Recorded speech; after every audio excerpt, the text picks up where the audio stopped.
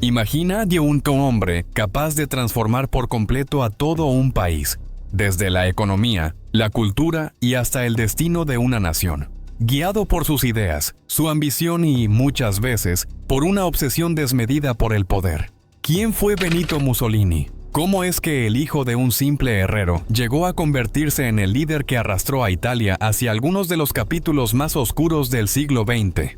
A lo largo de este video, vas a entender cómo Mussolini fue construyendo su camino, cómo nació el fascismo, qué estrategias utilizó para dominar a millones de personas y, sobre todo, cómo sus decisiones siguen impactando al mundo hasta hoy.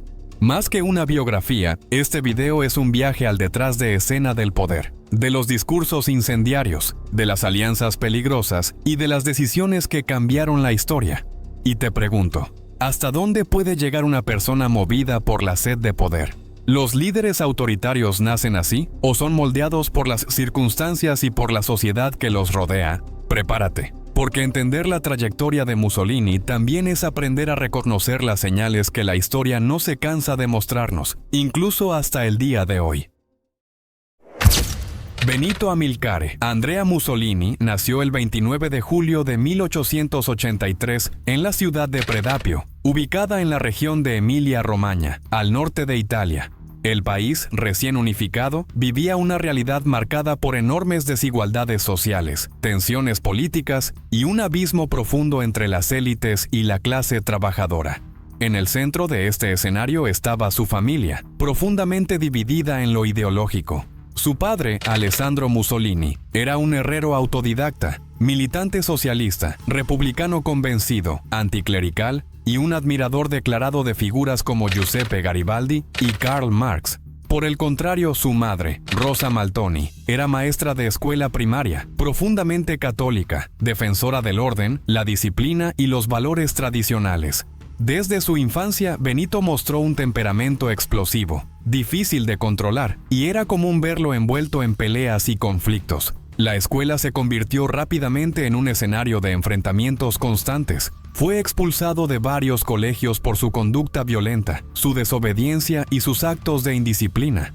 Ese carácter rebelde no era solo cuestión de personalidad, sino también un reflejo de las contradicciones sociales que presenciaba cada día en su entorno. La Italia rural estaba sumida en la pobreza, el desempleo y una creciente insatisfacción general, ingredientes que alimentaban su constante sensación de rabia y rebeldía. A pesar de su rebeldía, Benito era sumamente inteligente y tenía una gran facilidad para la lectura, especialmente de obras sobre teoría política, filosofía y literatura. Su padre alentaba esa pasión, llenándolo desde muy joven con textos de autores socialistas, anarquistas y republicanos, además de los grandes pensadores del siglo XIX, como Karl Marx y Mikhail Bakunin. La dicotomía entre el socialismo revolucionario y el orden católico presente en su hogar fue forjando a un joven lleno de contradicciones, pero hambriento de comprender los mecanismos del poder y de la sociedad. Poco a poco, empezó a ver la política no solo como un campo de reflexión, sino como una auténtica arena de combate. En 1901, con 18 años, Benito Mussolini finalizó la carrera de magisterio y obtuvo el título que le permitía trabajar como maestro de primaria, profesión que ejerció brevemente. Sin embargo, aquella vida detrás de un escritorio le resultó insoportable. Abandonó rápidamente la docencia, pues no le satisfacía su deseo de transformación social y, sobre todo, no encajaba con su naturaleza indisciplinada y desafiante. A comienzos del siglo XX, Benito Mussolini se involucró de lleno en el movimiento socialista, que ganaba fuerza en las regiones industriales y obreras de Italia. Comenzó a colaborar con varios periódicos de orientación marxista, destacándose por el tono agresivo y provocador de sus textos. Uno de sus primeros vínculos profesionales fue con el periódico L'Avvenire del Lavoratore, dirigido a los trabajadores italianos que vivían en Suiza. En 1902, huyendo del servicio militar obligatorio, Benito se exilió en Suiza, que en ese momento funcionaba como un verdadero refugio para militantes socialistas y exiliados políticos de toda Europa. Allí vivió en la pobreza, realizando trabajos manuales como albañil y obrero, conviviendo de cerca con las duras condiciones que enfrentaban los inmigrantes y trabajadores. Durante su estadía en Suiza, Mussolini entró en contacto directo con importantes figuras del socialismo europeo, como Angelica Balabanov, una de las intelectuales más influyentes del movimiento. Bajo su tutela, Benito refinó su retórica, perfeccionó su discurso político y consolidó una visión del mundo basada en la movilización de las masas y en el rechazo frontal a los sistemas opresores. Al mismo tiempo, acumulaba arrestos por participar en huelgas, protestas y manifestaciones que desafiaban tanto al orden suizo como a los intereses empresariales de la época. Tras obtener una amnistía, regresó a Italia en 1904, donde intensificó su actividad sindical, especialmente en las regiones más industrializadas del norte. Se convirtió en secretario de la Cámara del Trabajo de Trento, un territorio de mayoría italiana, que en aquel entonces estaba bajo dominio austrohúngaro, donde las tensiones entre el nacionalismo y la lucha de clases estaban siempre a flor de piel. El año 1914 marcó un antes y un después en la trayectoria política de Benito Mussolini. Hasta ese momento su militancia estaba profundamente arraigada en el socialismo, pero el estallido de la Primera Guerra Mundial puso en jaque los fundamentos del internacionalismo obrero. El Partido Socialista Italiano adoptó una postura firme de neutralidad, considerando el conflicto como una guerra imperialista que no le interesaba a la clase trabajadora. Sin embargo, Mussolini sorprendió a sus compañeros al defender abiertamente la entrada de Italia en la guerra, argumentando que el conflicto representaba una oportunidad histórica para la regeneración nacional y la construcción de un nuevo modelo de sociedad. Esta postura rompió definitivamente sus vínculos con el socialismo tradicional. En noviembre de 1914, fue expulsado del Partido Socialista por traicionar la causa internacionalista, lo que marcó su ruptura formal con las estructuras de la izquierda. Durante la guerra, Mussolini sostenía que el conflicto tendría un efecto purificador sobre la sociedad italiana, eliminando sus debilidades internas y forjando un pueblo más fuerte, unido y disciplinado. Su discurso comenzó a incorporar elementos cada vez más claros de nacionalismo, militarismo y un rechazo frontal a las instituciones parlamentarias, que consideraba corruptas e incapaces de atender los verdaderos intereses del país. Incluso el lenguaje que utilizaba en sus artículos reflejaba esa transformación, dejando atrás los conceptos clásicos del marxismo para abrazar términos como honor, disciplina, deber y patria. La experiencia directa en la guerra también tuvo un impacto decisivo en su visión del mundo. Mussolini se alistó como voluntario y combatió en el frente, donde resultó herido por esquirlas en 1917, lo que puso fin a su participación en las trincheras.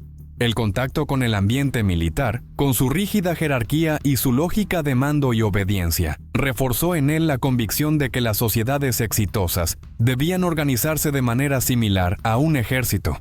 Al finalizar la guerra, en 1918, Italia estaba sumida en una profunda crisis económica, con desempleo, huelgas y una creciente inestabilidad social. El colapso de la economía italiana tras la guerra, sumado al miedo al avance del comunismo y al descrédito de las instituciones parlamentarias, creó un terreno fértil para el surgimiento de movimientos radicales. El 23 de marzo de 1919, Benito Mussolini fundó en Milán los Fasci di Combattimento, un movimiento que reunía a excombatientes, nacionalistas, monárquicos descontentos, estudiantes, desempleados y antiguos socialistas disidentes. El grupo aún no tenía una ideología completamente definida, pero defendía el combate al socialismo revolucionario, rechazaba el liberalismo parlamentario y promovía una intervención activa del Estado para restaurar el orden, impulsar el desarrollo económico y exaltar la nación italiana. En sus primeros años, los Fasci di Combattimento actuaban como milicias paramilitares que utilizaban la violencia como herramienta política. Sus miembros, conocidos como camisas negras, atacaban sedes de sindicatos, partidos socialistas, cooperativas obreras y periódicos de izquierda. A pesar del fracaso en las elecciones parlamentarias de 1919, donde los fascistas no lograron obtener ningún escaño, el movimiento se reorganizó rápidamente. El aumento de las huelgas obreras, las ocupaciones de fábricas y las revueltas campesinas entre 1920 y 1921 alimentaron la percepción de que el país estaba al borde de una revolución comunista. Aprovechando este clima de miedo, Mussolini transformó los Fasci di Combattimento en el Partido Nacional Fascista en noviembre de 1921. La nueva organización contaba con una estructura jerárquica bien definida, un discurso nacionalista agresivo y un programa que combinaba orden, disciplina, expansión territorial y la promesa de restaurar el orgullo nacional. El punto de inflexión llegó en octubre de 1922 con la Marcha sobre Roma, una movilización coordinada de aproximadamente 30.000 camisas negras. Aunque se esperaba un posible enfrentamiento armado, la presión fue suficiente para que el rey Víctor Manuel III se negara a decretar el estado de sitio y, temiendo una guerra civil, invitara a Mussolini a formar un nuevo gobierno. Así, Benito asumió el cargo de primer ministro, no mediante una elección directa ni un golpe militar formal, sino gracias a una combinación de presión paramilitar, el apoyo de las élites conservadoras y la pasividad de las instituciones republicanas. Tras asumir el cargo de primer ministro en 1922, Benito Mussolini inició un proceso gradual, pero implacable, de desmantelamiento de las instituciones democráticas italianas. Durante los primeros años, mantuvo una apariencia de legalidad, presentándose como un líder capaz de restaurar el orden y la estabilidad. Sin embargo, detrás de esa fachada, impulsaba reformas que concentraban cada vez más poder en el Ejecutivo, debilitaban al Parlamento y asfixiaban cualquier posibilidad de oposición efectiva. Las leyes aprobadas entre 1923 y 1925 ampliaron significativamente su autoridad, permitiéndole controlar la prensa y limitar la actuación de los partidos rivales. El punto de quiebre definitivo llegó en 1925, tras el asesinato del diputado socialista Giacomo Matteotti, quien había denunciado públicamente el fraude electoral y la violencia ejercida por los fascistas. Lejos de debilitar a Mussolini, el crimen provocó una crisis política que él supo aprovechar como pretexto para instaurar un régimen de excepción. En ese contexto, disolvió los partidos de oposición, prohibió los sindicatos independientes, instauró la censura total sobre los medios de comunicación y eliminó mediante arrestos, exilios y asesinatos cualquier voz disidente. El régimen fascista se estructuró en torno a tres pilares fundamentales: el culto a la personalidad, el control absoluto del Estado y la movilización constante de la sociedad. Mussolini pasó a ser conocido como Il Duce, el líder supremo e infalible, cuya palabra estaba por encima de las leyes y de cualquier institución. A través de una poderosa maquinaria propagandística, se construyó una imagen idealizada de un jefe fuerte, disciplinado e incansable, capaz de llevar a la nación hacia la grandeza. Más allá del control político, el fascismo impuso una reorganización completa de la sociedad italiana. Se crearon organizaciones para cada franja etaria y cada grupo social, desde niños hasta ancianos, todas orientadas a inculcar valores de obediencia, disciplina y lealtad al Estado. La educación fue reformulada para priorizar contenidos nacionalistas, revisionismo histórico y la exaltación de la guerra como herramienta de construcción de la patria. Al mismo tiempo, las fuerzas paramilitares, como la Milicia Voluntaria para la Seguridad Nacional, siguieron desempeñando un papel clave en la represión, funcionando como el brazo armado del régimen frente a cualquier signo de resistencia civil. Una vez consolidado en el poder, Mussolini implementó una profunda reestructuración de la economía italiana basada en el modelo corporativista. En la práctica, los sindicatos de trabajadores y las asociaciones patronales fueron disueltos y reorganizados en corporaciones controladas directamente por el régimen.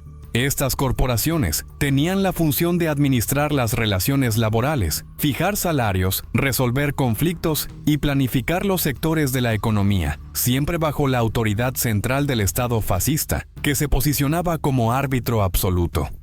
Además del control sobre las relaciones de trabajo, el régimen realizó fuertes inversiones en proyectos de infraestructura y desarrollo nacional. Se lanzaron grandes obras públicas, como el drenaje de las zonas pantanosas de Pontina, que transformó tierras insalubres en áreas agrícolas productivas. Carreteras, ferrocarriles y edificaciones monumentales fueron construidos no solo para modernizar el país, sino también como símbolos visibles de la eficiencia y el poder del Estado fascista.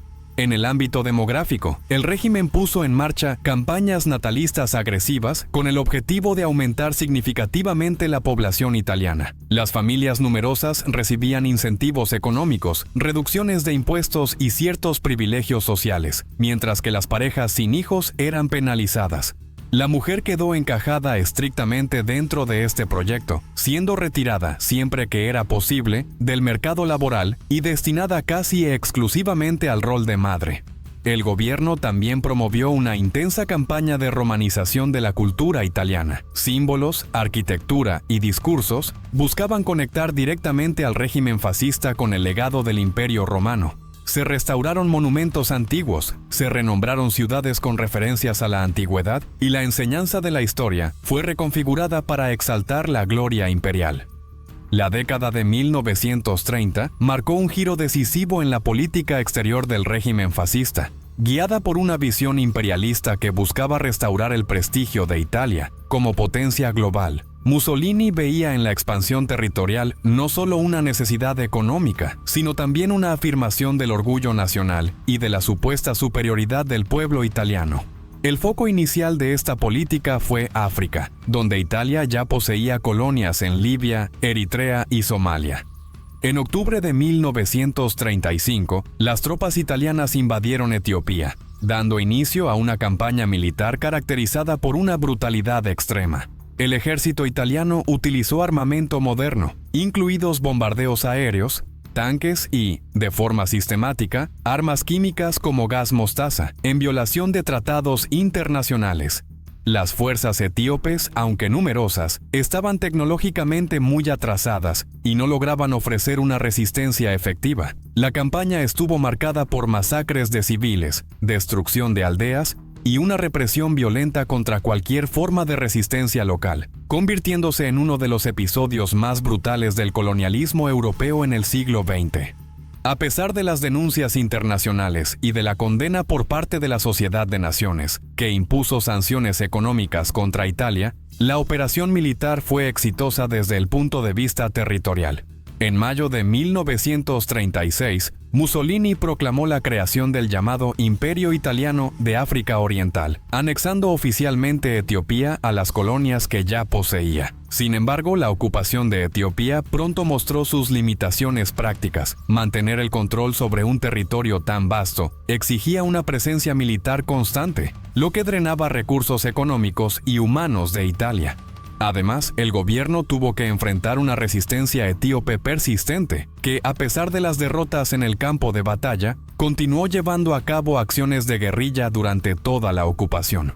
La represión contra la población local se intensificó, con ejecuciones masivas, deportaciones y castigos colectivos, creando un ambiente de tensión permanente en las zonas ocupadas. La aproximación entre Italia y Alemania comenzó a consolidarse tras la Guerra de Etiopía, cuando las sanciones internacionales aislaron diplomáticamente al régimen fascista. Mussolini vio en la Alemania nazi un aliado natural, tanto por la afinidad ideológica como por el interés común en revisar el orden geopolítico establecido tras la Primera Guerra Mundial. En 1936 se formalizó la alianza conocida como el Eje Roma-Berlín, que consolidaba los vínculos políticos y diplomáticos entre ambos regímenes totalitarios. Ese mismo año, el estallido de la Guerra Civil Española le ofreció a Mussolini una oportunidad estratégica para expandir la influencia fascista en Europa y poner a prueba su capacidad militar en un escenario real de guerra. El régimen italiano brindó un apoyo masivo al general Francisco Franco, líder de las fuerzas nacionalistas que luchaban contra el gobierno republicano español. Entre 1936 y 1939, Italia envió cerca de 75,000 soldados, además de tanques, aviones y apoyo logístico. La intervención en España dejó resultados ambiguos. Por un lado, la victoria de Franco fortaleció a las fuerzas conservadoras y autoritarias en Europa, ampliando la esfera de influencia del fascismo. Pero por otro lado, las operaciones militares pusieron en evidencia serias deficiencias en la organización, la logística y la capacidad de combate de las Fuerzas Armadas italianas. Tropas mal equipadas, errores estratégicos y fallos en la coordinación generaron incomodidad incluso dentro de la propia jerarquía militar italiana. Paralelamente a la intervención en España, la alianza con la Alemania nazi se profundizaba. En 1939 se firmó el Pacto de Acero, que formalizaba un compromiso militar de apoyo mutuo en caso de guerra. Cuando Alemania invadió Polonia en septiembre de 1939, dando inicio oficialmente a la Segunda Guerra Mundial, Mussolini optó por mantenerse temporalmente neutral, reconociendo que Italia no estaba preparada para un conflicto de gran escala. Durante ese periodo, el régimen aceleró los esfuerzos para reorganizar sus fuerzas armadas, ampliar la industria bélica y preparar al país para una eventual participación directa en la guerra. Sin embargo, las campañas militares de Italia dejaron en evidencia fallos estructurales en varios niveles. En Grecia, una ofensiva mal planificada en 1940 terminó en un fracaso humillante, obligando a Hitler a intervenir directamente para rescatar a las tropas italianas. En África, los ejércitos italianos sufrieron derrotas sucesivas frente a las fuerzas británicas, perdiendo territorios estratégicos en Libia y en África Oriental. En los Balcanes, aunque la ocupación de Albania había sido exitosa anteriormente, el intento de expandir aún más su influencia estuvo marcado por problemas logísticos, resistencia local y una creciente dependencia del apoyo militar alemán. A partir de 1941, el escenario de la Segunda Guerra Mundial comenzó a cambiar drásticamente, impactando directamente la estabilidad interna del régimen fascista en Italia. Las sucesivas derrotas de las tropas italianas en los Balcanes, en Grecia y en el norte de África, evidenciaron de forma incontestable la fragilidad militar del país. La dependencia casi total del apoyo alemán se volvió cada vez más evidente, afectando directamente la percepción pública sobre la capacidad de liderazgo de Mussolini. Al mismo tiempo, los costos humanos y económicos del conflicto generaron una creciente ola de descontento en la sociedad italiana, que ya enfrentaba escasez de alimentos, racionamiento y constantes bombardeos sobre las principales ciudades. En 1943, el avance de las tropas aliadas en el norte de África y el exitoso desembarco en Sicilia abrieron un nuevo frente de guerra directamente sobre territorio italiano. Las promesas de Mussolini sobre expansión imperial y una victoria rápida estaban completamente desacreditadas. La destrucción provocada por los bombardeos aliados y el colapso económico interno aumentaron el sentimiento de rebelión, que comenzó a manifestarse no solo entre los civiles, sino también entre los militares y miembros del propio partido fascista. La situación llegó a su punto máximo en julio de 1943. Durante una histórica reunión del Gran Consejo Fascista, por primera vez en 2 décadas, se produjo un movimiento interno contra Mussolini. Por amplia mayoría, los miembros votaron por su destitución, alegando que su permanencia en el poder ponía en riesgo la propia supervivencia de la nación. Al día siguiente, el rey Víctor Manuel III, que hasta ese momento había sido cómplice del régimen, ordenó el arresto de Mussolini y anunció públicamente su destitución, poniendo fin formalmente a 21 años de dictadura fascista.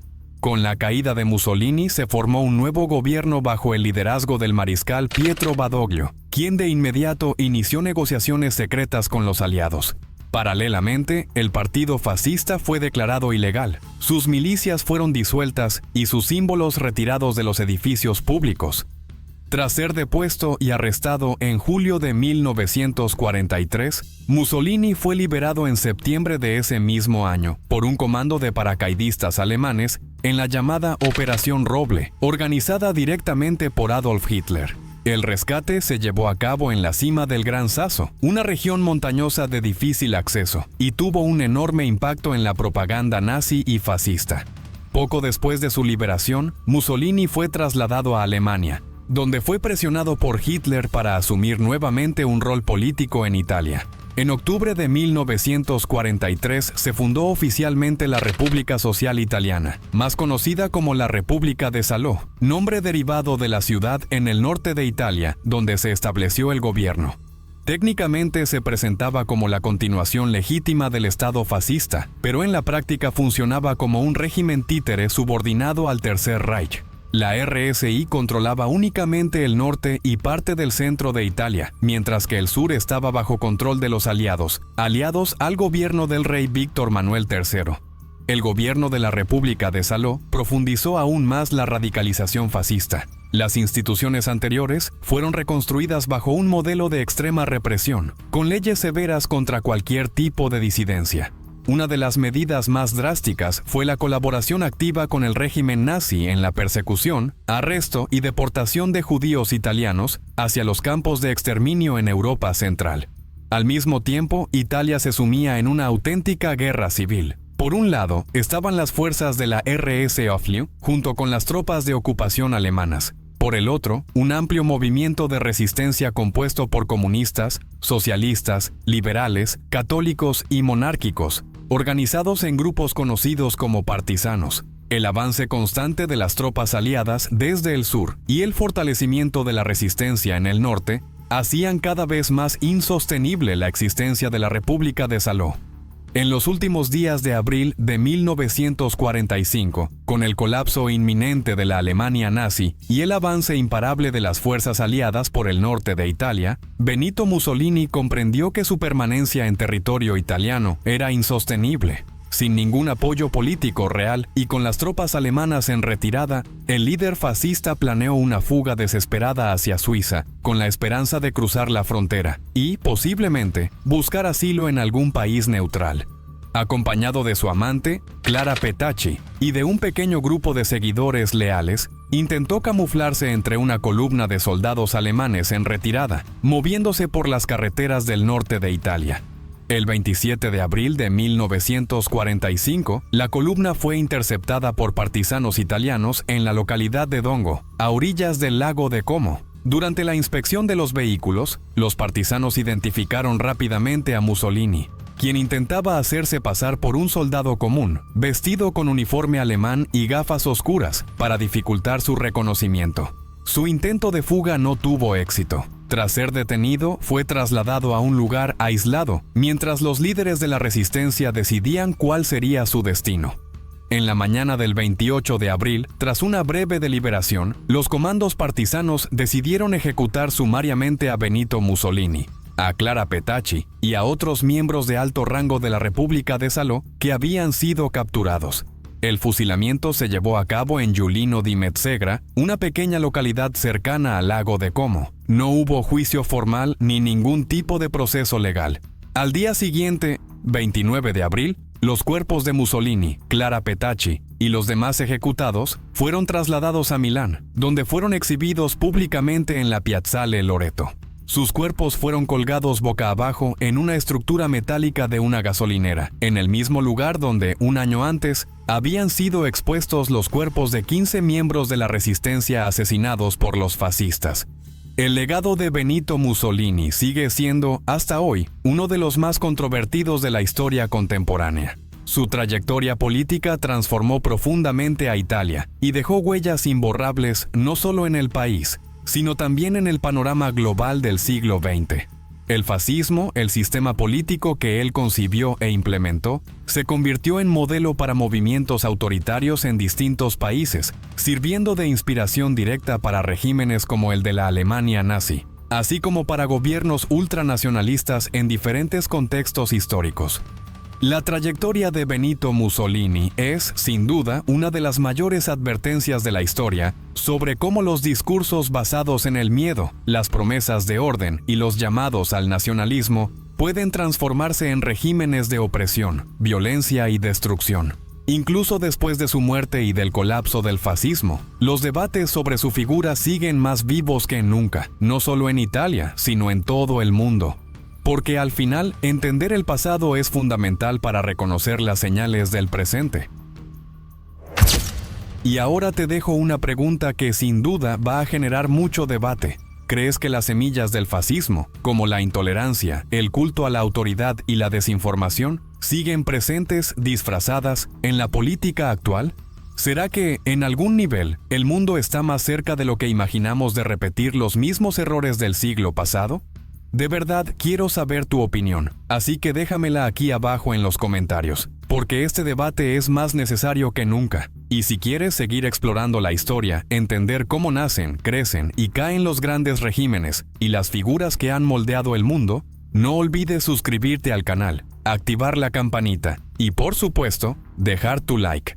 Así no te pierdes ningún contenido que, literalmente, puede cambiar tu forma de ver el pasado y, quién sabe, también el presente. Porque te lo digo en serio, si no te suscribes, estarás dejando pasar la oportunidad de ver el mundo con otros ojos.